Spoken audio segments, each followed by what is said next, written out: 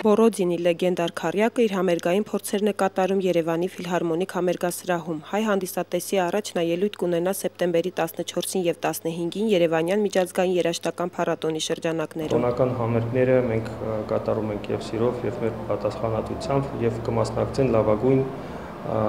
մենակատարներ։ Այդ թվում Սերգեյ Նակարյակով արդեն հանդես եկավ, 14-ին 15-ին կլինեն երկու համերգ մեր լեգենդար Ռուբեն Ահարոնյանի ղեկավարությամբ Բորոդին կվարտետի։ Քառյակի ծրագրում ընդգրկված են Բեթհովենի եւ Շոստակովիչի կվարտետները, ինչպես նաեւ Միրզոյանի կվարտետը։ Ամսի 15-ին Երևանում կհնչի պրեմիերա Լուիժ Շպորի կոնցերտը կվարտետի եւ նվագախմբի համար,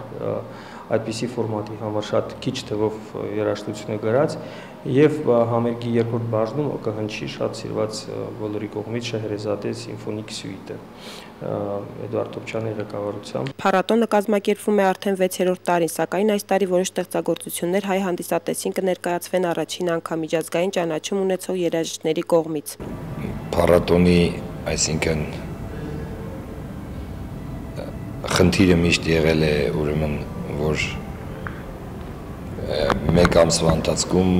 Հայաստան ժամանեն մեծ քանակությամբ անվանի երաժիշտներ եւ հանդես գան ֆիլհարմոնիկ նվագախմբի հետ, լինեն կամերային համերգներ եւ այդ երաժիշտները դասընթացներ անցկացնեն, վարպետության դասընթացներ մեր երիտասարդ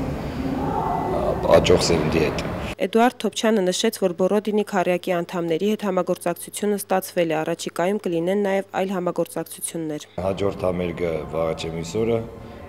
Բարադինի անվան նշանավոր քառյակի հետ է, շատ նշանակալից համերգ է մեզ համար, նախ որ նվագում ենք Բարադինի քառյակի հետ եւ ընդհանրապես Ռուբեն Ահարոնյանը ըստ իս հայ ամենամեծ երաժիշտներից մեկը։ Լուսինե Ղազարյան, Սերգեյ Սարվազյան, IPFM։